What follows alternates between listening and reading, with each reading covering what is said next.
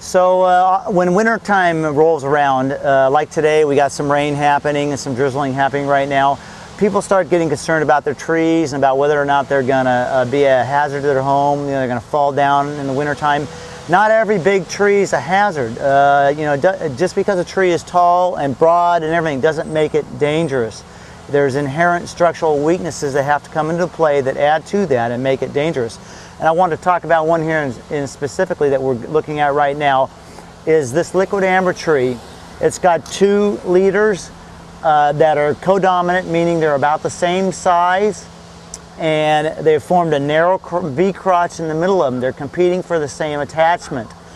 And when they do that, they create a situation that's called inclusion or embedded bark, where you have bark against bark inside there. As the tree grows, that bark pushes and creates pressure, and that one leader tends to break out, or both of them break out. Usually one will break out, and a few days later the next one will break out.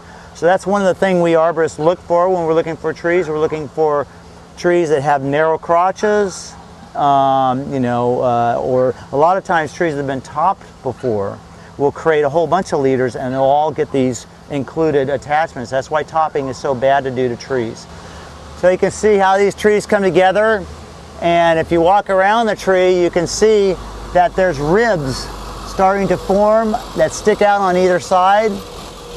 Those ribs are reaction wood from the pressure that grows. This reaction wood grows and it forms these ribs on either side. Some people call them elephant ears. They can get really big. So in hindsight, looking at this tree, because of these ribs and the inclusion that's happening inside there, these two leaders are probably not attached till way down here. If you were to cut through that, you would see how they're just a line between them. They're not even attached together. So this is a good candidate for removal.